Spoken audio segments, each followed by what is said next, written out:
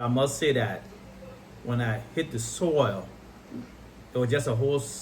I can't even describe the feeling, but just a sign of relief. Like my body it just felt good being on the soil. Yeah. Like I can't really describe it. And anybody who's been to Liberia for the first time for a long time, they'll understand exactly what I'm saying. But that's just that feeling that you're home. That's the feeling that came over me when I first hit the soil in Liberia in 2005.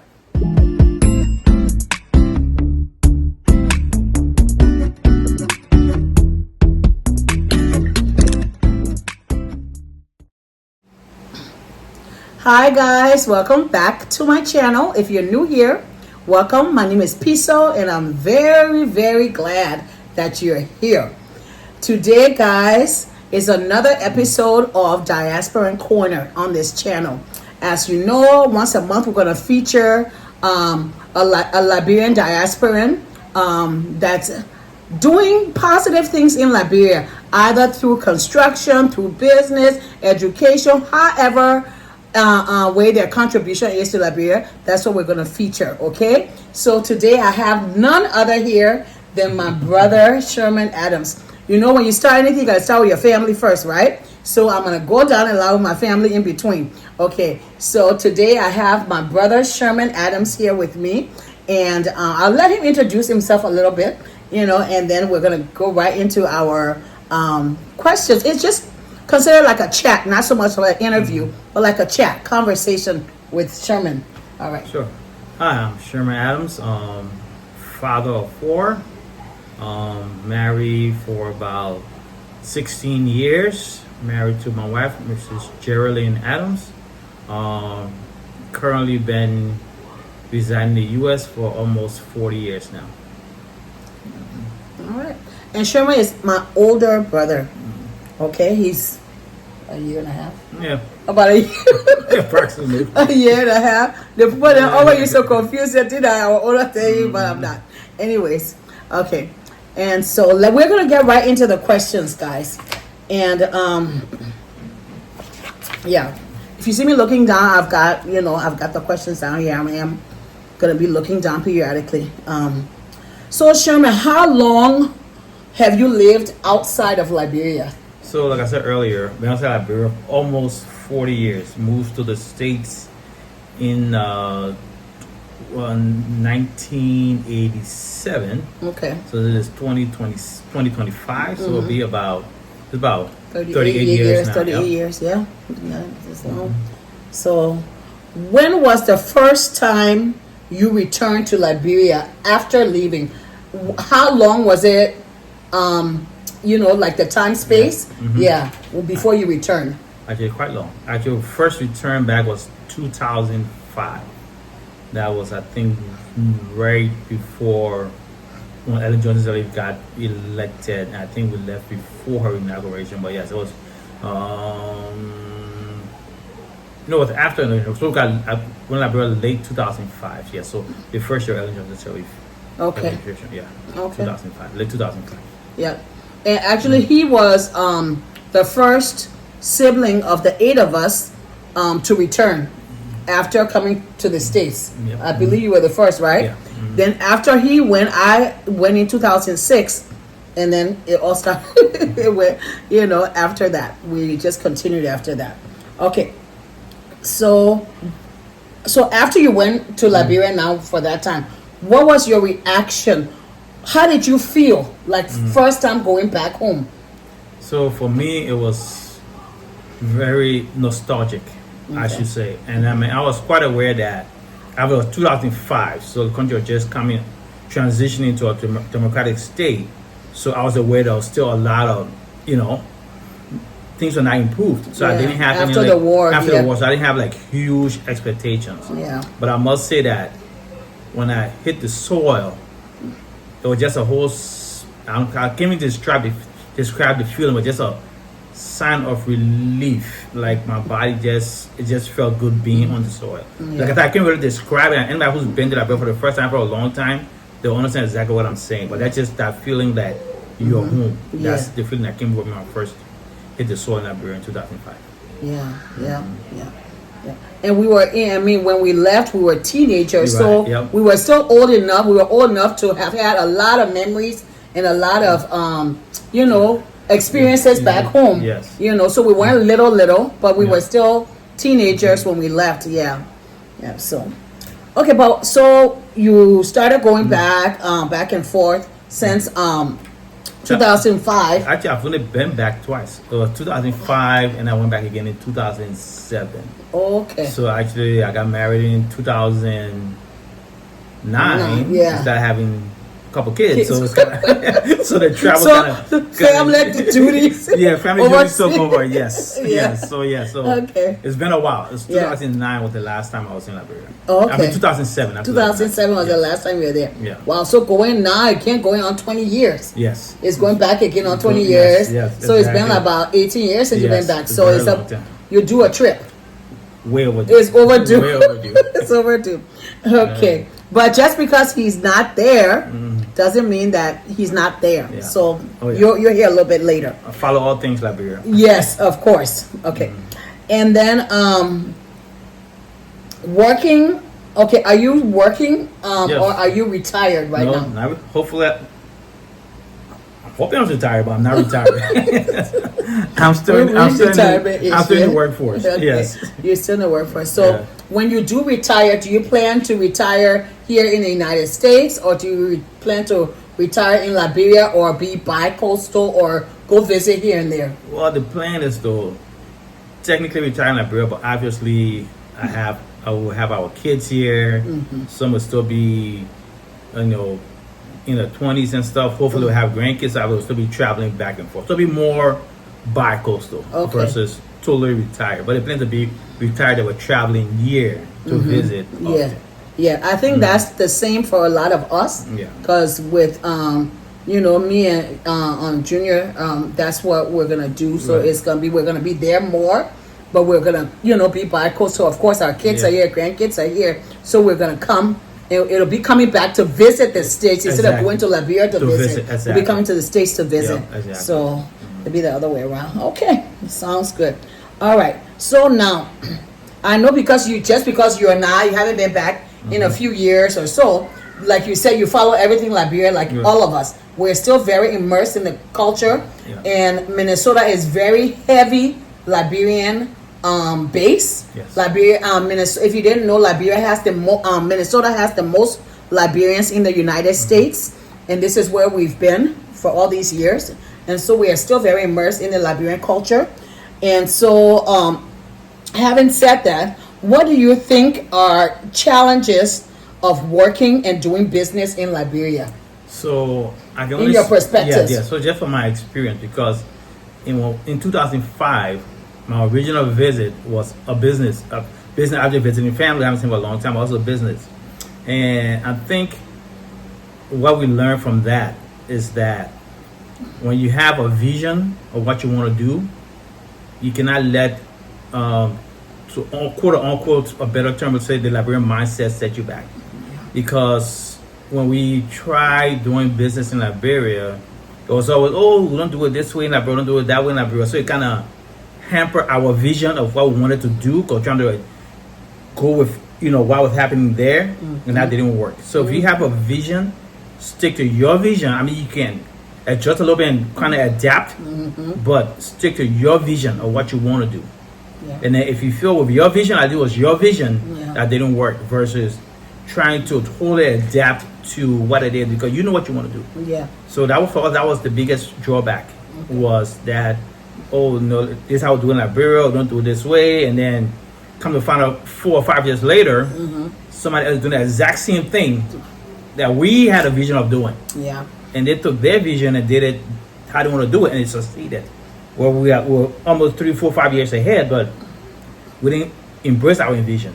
And then we drew back, and somebody else took that same vision and did what we were trying to do, and then they succeeded. Yeah. Which, don't get me wrong, I'm happy for Liberia that people brought ideas and succeeded. So stick to your vision that you want to do. Whatever it is that you're doing, succeed in your vision. Yeah.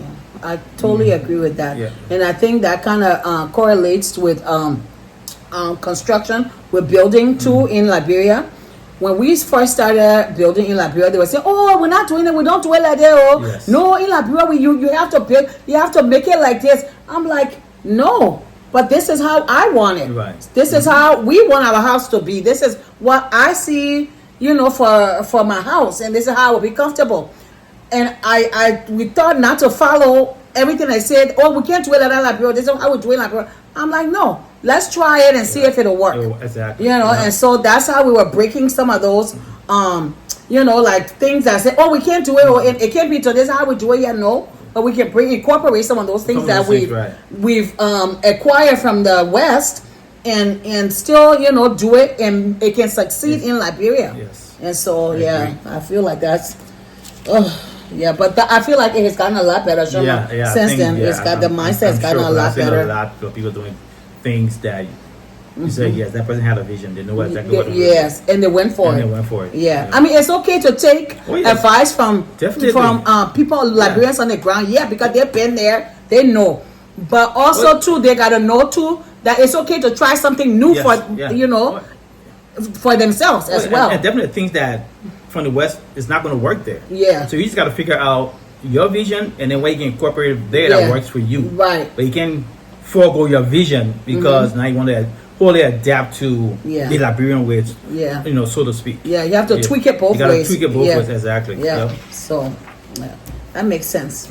All right. So now, what are your, as a diasporan Liberian, going back and forth to visit and plans for, being bi-coastal, retiring back home and all of that stuff? What is one of your major concerns? What is your primary concern about being in Liberia? So, for me, I think because being in the West, we take so much for granted. Yeah. Just 24 hours electricity, water, just water out of your faucet that you can drink. Yeah. That you can drink water. You have to go buy water if you choose. I mean, if you choose to, you have to, you can. But just those little things that we take for granted in the West, that I'm hoping at some point we'll also take for granted in Liberia. Yeah. I know it'll take time. We're not naive. Your country is still rebuilding. And not fast enough for some people. But it's still rebuilding, so I'm kind of cognizant of that it's still rebuilding. But it's just those little things that those are here we take for granted that are not, can't take those things for granted in Liberia. But I must say though that Africans, Liberians adjust very well. Yeah, we do. And we're very resilient. We are forced to stay ahead of the curve. Yeah. For example, when we were kids growing up in Liberia, very few people had telephone in the house. Yeah. Very few people, right? Yeah. And then after the war, everybody had cell phone. Yeah. Because that was the new technology. Yeah. Everybody had to adapt to the new technology. Yeah. So we skipped that, like we almost skipped that whole home-based telephone, right? Yeah. Because everybody skipped that, went straight to cell phone. Everybody was good, individual, Yeah, so now in Liberia, same thing is like electricity is an issue, right? Yeah. So now everybody that's building is using solar panels. Yeah. Right? Everybody building. We're planning for it. Right? So the already where here in the US, homes barely have solar panels. Right? Because it has stable electricity. But solar panels is the future. Yeah.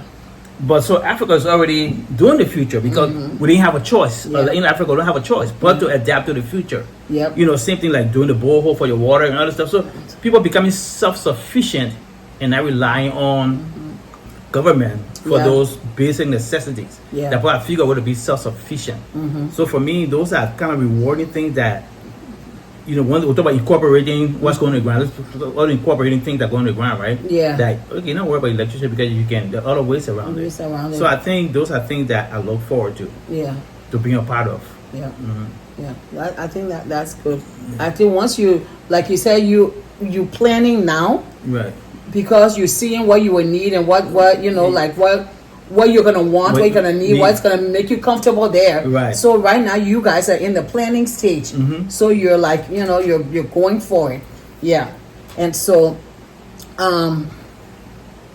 what are some of the rewards now you think for people who are gonna be who are there now, like us, who are gonna be in Liberia more, and rewards for people like you who for those diaspora Liberians who are planning to move back? What are some of the rewards they can look forward to? Well, I think the simplest way I can put it And Bob, Bob Marley said it best when he used the term the rat race. Yes. Because we are in the rat race. I'm telling you. And that's not just a bad thing, but the rat race is just the everyday. Your mind can never relax. You're always on the move. You focus on money. You focus on this. You're never totally at peace with yourself. Yes.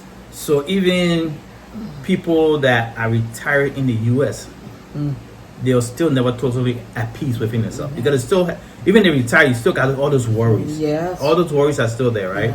So I think the rewards of retiring or moving back to Liberia, whatever your personal choice is some of that rat race stuff kind of falls off the back, because life is so much more simpler if you choose to make it. Yeah. You can make it complicated if you want to, but it is so much more simpler. Yeah.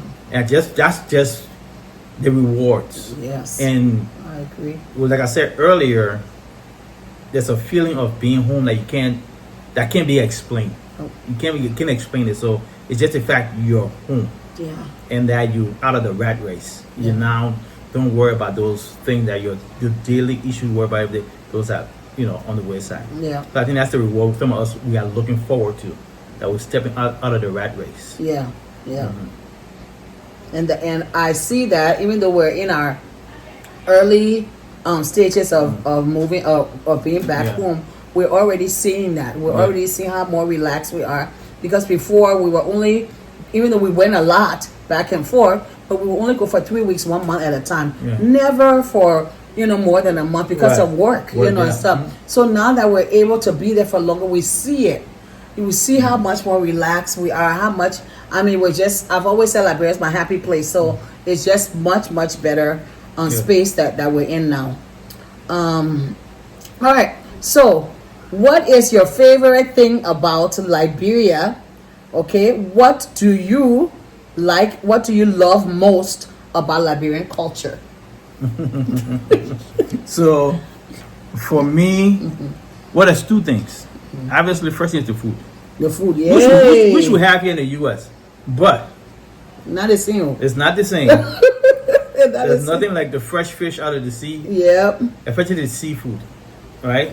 That's anybody that goes to Liberia who doesn't live in Liberia knows what I'm talking about. Yeah, the fresh food. And organic. the things that people in Liberia take for granted, the natural beauty of the country that we don't have here. That it's not, the country's not developed, or it's still in the developing stages. But to just get up and go to a beach, get up in the morning and you can just sit and look at the lagoon, the river, depending on wherever you live. The natural beauty of Liberia. You can, I'm sure you can replicate other parts of the world. I'm just talking for me living in the U.S. I can't replicate that here. I have to travel to Caribbean, other places to just feel that, get that vibe. But the fact that God's willing, being retired in Liberia, that can be my everyday reality. That is some of the things I'm looking forward to. The food, just the natural beauty, and the relaxation. Like, obviously, it's proven that you live longer when you're less stressed. Exactly. So you take those stress off. So just the things I'm looking forward to. It will be there waiting for you. Okay. All right. We're just got a couple more points here that we're going to touch on. All right. So this is a really important one. I feel. Now, before I come into ask this question, I just want to disclose too that because Sherman and his wife, they haven't been going back and forth to Liberia. They are also investing in Liberia as they sit here in the States. So these are people that have property in Liberia, and they have plans of building. So they're already have investments, positive investments in Liberia. Okay, so having said that point, what do you feel as diasporan Liberians? How can we improve the infrastructure and the living conditions in Liberia? What are our contributions as diasporan Liberians? Well, I think like we said earlier, right? Because we are so used to certain things here, and we take them for granted. So when we get there, we want the same things and to also take the things for granted, right? Yeah. But I think what the problem when we get when a lot of from at least my kind of people that travel, when people get there, they just adapt to whatever the situation is instead of saying how can we improve this situation. Now I don't think you have to be obviously a lot of it's government driven, right? The government have to build roads, got to be electricity, things like that, right? Yeah. But I think in your own community, there are things you can do to improve the infrastructure. Yeah. There are things that we can do as individuals to help build, obviously, but and also that when we go there, we shouldn't compromise things we take it for granted. That we should be able the ones to hold, because people that live there, maybe they just say, "Oh, this is how it is." But if diaspora Liberians travel there in enough numbers, they should be to hold government accountable to say, "No, this is what needs to be done. It can't be done." We know what the hindrance of corruption, the other things that hindrance to those processes, right? Yeah. But we gotta be the one to help hold government accountable. Yeah. Because diaspora Liberians will have a lot of spending power. Exactly. So they gotta use Exactly. those powers that they have to force change. Yep. Or to force progress forward. Yep. Instead of just saying, it is what it is and just relax, right? Exactly. I think individually be a problem, but collectively, Yeah. I think diaspora Liberian can force change Yeah. and hold government accountable Yeah. to make those changes. Yeah. I'm glad you mentioned that point about the spending power. People forget, I think, that the economy of Liberia, the diasporan Liberians are put into the economy of Liberia a huge investment. The money diasporan Liberians are putting into the country annually is a huge amount by supporting their families, building homes, businesses. So, like you said, we have a spending power, okay? And we want the best things, for the country because we've seen good things. We want that for our country. We want to be there, but we also want to have those things there as well. So we need to fight to implement, those things that are gonna keep, that level of excellence. Right. Yep. Yeah. So I feel like that's a really good point. Because back to that point, it's like in our daily lives here, we do and expect those things. Yeah. If you have somebody in the U.S., right, who is a nurse, Yeah. right, and in his or her job, they are setting expectations of them Yeah. that you got to treat your the patients a certain way. You got to be respected. You got to be treated nicely. So if you, as a nurse or whoever, I'm just using nurse as an example, move to Liberia and start a clinic, Yeah. you got to hold those nurses that you hire now to those same standards Exactly. that you were held to in the U.S. Yep. You cannot go to Liberia and say, "Oh, there's Liberia, so I had the nurses I yell." So that's the example of how I'm saying you got to force change yourself. Yeah. What you are accountable for here, hold up accountable in Liberia for the same thing. Because people will change. They will adapt if they have to. Yeah, they will. You say, "Hey, this is my standard, and you're working for me. This is what I expect." If you don't, if you don't hold these expectations, you can't be here. People they'll follow suit. They'll follow Yeah, suit. So and that goes for education too, as well, in the school system as well. And just everything in life in general. If you have got certain standards, hold up with those standards in Liberia. Yeah, yeah. Don't just say, "This is the way it is," and move on. I think that's a great point that you said with the contribution to the the living condition and the infrastructure. Because what we want is that good foundation for Liberia. We want to make sure Liberia is competing with the rest of Africa, the rest of the world. Yeah. So, and we're getting there. We were there before. We were there before. We were one of the leading countries in West Africa. Africa as a whole. Yeah, we're getting there. So, all right. So, what are your plans for the future in Liberia? So the number one loaded question. Yeah, well, loaded but not loaded. The number one plan is obviously retirement, which is a long ways away. I got young kids. I have an 11-year-old, so obviously that's how we go by fast. Don't so worry. it's not like tomorrow or anything. Yeah. But I think for me, is about my kids. When I say that, meaning that I want a Liberia where my American children will know that they have another place that they can call home, that they can transition from here, if they choose to, from here to there and feel very comfortable. Yeah.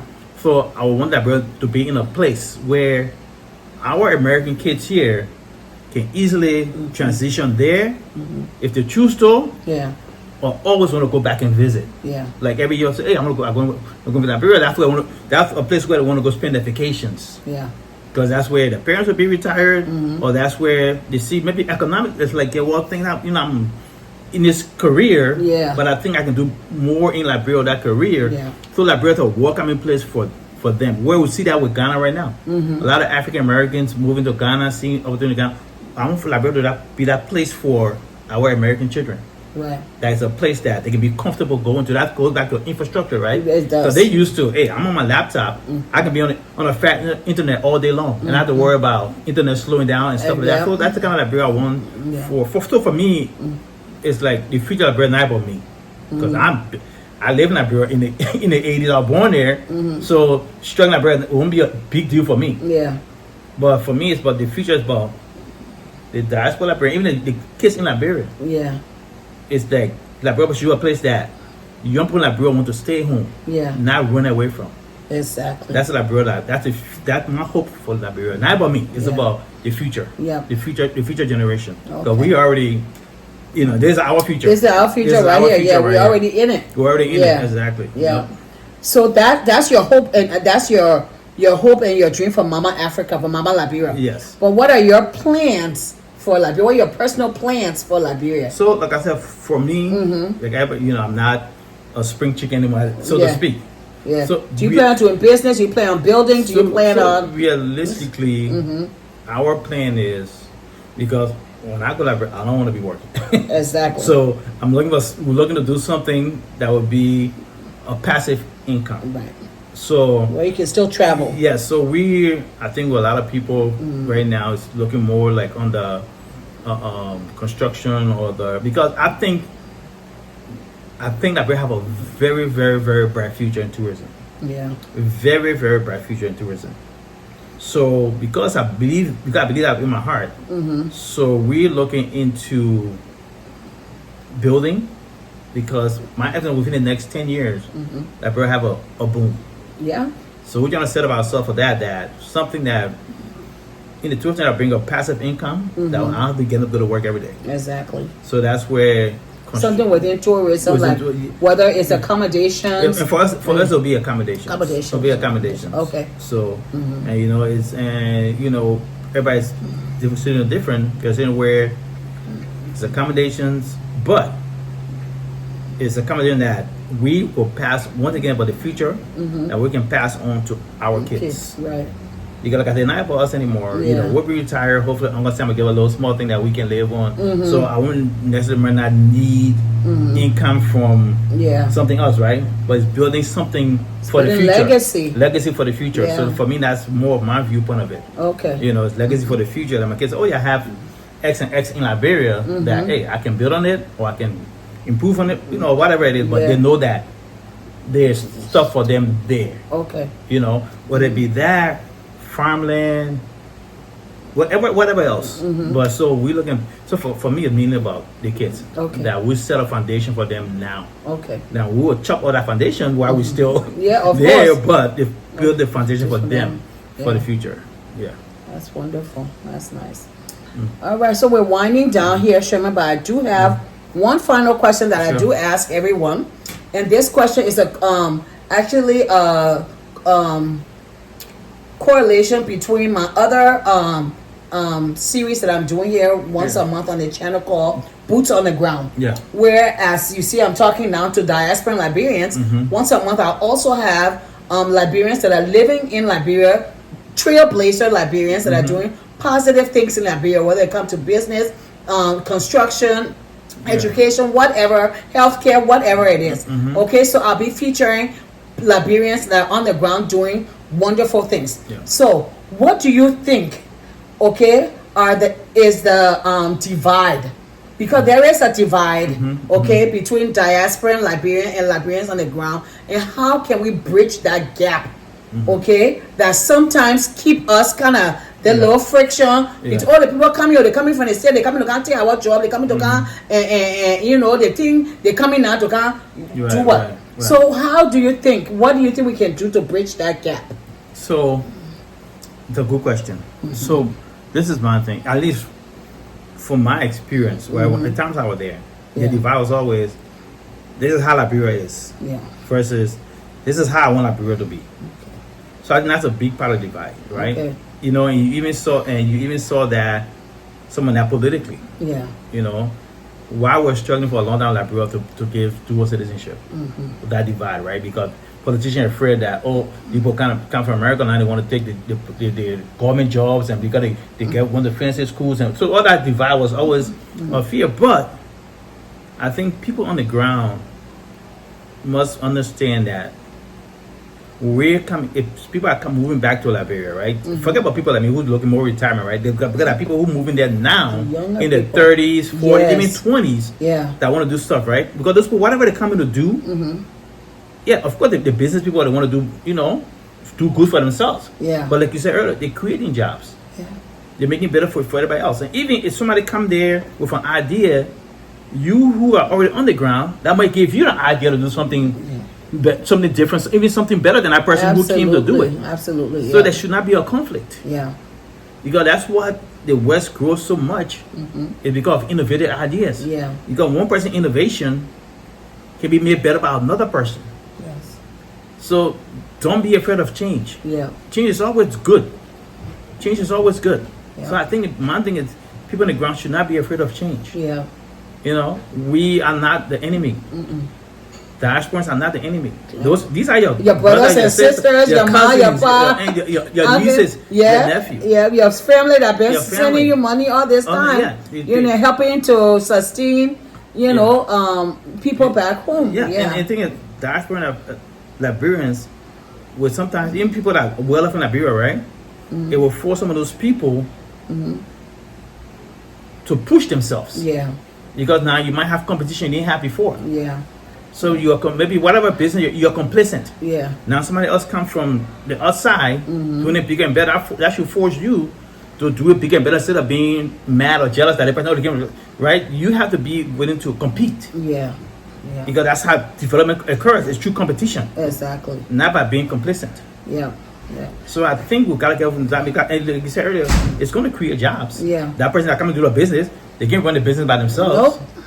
They're not going to hire somebody from Asia or somebody else or other African country. They're hiring Liberians right on the ground. Right on the ground, So you see with the current construction boom going on in Liberia, that giving a lot of jobs. A lot of jobs to Liberians. A lot of jobs to Liberians. So we got to embrace that. And then on the other side of the spectrum, too, Diasporan Liberians when they go home, okay. You know, don't look down at people. And don't underestimate what people can do back home. There are a lot of skilled workforce back home that are willing to work.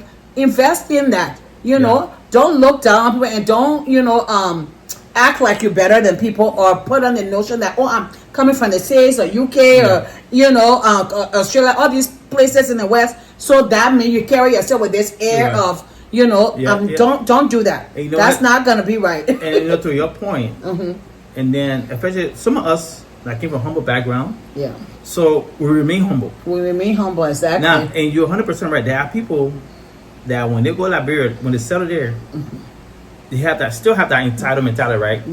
They only hang with a certain group of people. They want to do certain things. And I'm not saying your friends are your friends. Your circle is your circle, right? But you are still Liberian. You're still Liberian. And you got to understand that there are a lot of people, 99% of people, were not born with a silver spoon in the mouth. So just because you were born with a little bit of silver spoon or you got a little bit of advantage by your parents bringing you at an early age or whatever it is, doesn't mean you're better than. No, it was just because of opportunity to travel. Right? You had. Exactly. So got to be cognizant of that. That we are all one people. You know, I tell people all the time, you know, people always make this argument, oh, Liberia is tribalistic. I think that's complete nonsense. Liberia is the least tribalistic country in Africa. You think so, yeah? 100%. Yeah. How many Liberians are only married to people that own tribe? No. We intermarry, yeah. You rarely see that. We intermarry a lot. We intermarry a lot, yeah. You see, we in the diaspora, Yeah. even in Liberia, Yeah. we are never divided by tribe. Yeah. Now we are divided by by economy, Yeah. or just how well you're doing, right? Yeah. You know, people always say because Joseph Boyka is from Lofa, he hired from Lofa. No, he's not. Sometimes he's not being tribalistic. Maybe because his circle boy he came up with that if his best friend is also from Lofa and is qualified, that's who he knows he's going to hire. Does not mean that he's going to hire people from that. Tribalistic means that I'm only hiring people from my tribe And nobody further else. than nobody else. Right. There's a big difference. Yeah. If my best friend is Pele, I'm Bassa. If my best friend is going to call out for a job that I can hire him for, I'll probably hire that person because I know him. Yeah. And I know he can do the job. You know his work ethics. You know everything. Right. Yeah. I'm not going to hire a Bassa man that is less qualified than him because he's Bassa. Yeah. That's what tribalism is. Yeah. So, and I don't think Liberia's a tribalistic society. Yeah. We keep pushing that bad narrative about ourselves. We have to embrace each other, and we already do. Yeah. We just got to extend it to people that are not as fortunate as some of us, Yep. and not look down on those people. Exactly. Because you don't know what that child today that you might help today could be the next president or the person that will change the country. Exactly. So we got to change that mindset of I'm better than. I mean, nobody's gonna come and say it, right? But something like you said, it exists. It exists, and we yeah. should not pretend it does not exist. Yeah. So true. Yeah. Well, Sherman, I want to thank you for sitting down with me, and I'm hoping that this will not be the last one. We're gonna No, it won't. sit down again, and of course, I'm gonna be sitting here with him. I'm gonna be sitting with multiple people, and we're gonna be doing the Diaspora Corner sit down chat, I should call it, once a month. And so I hope you guys enjoyed it, and I will see you all in the next Diaspora Corner chat. All right, thank you. Bye, guys.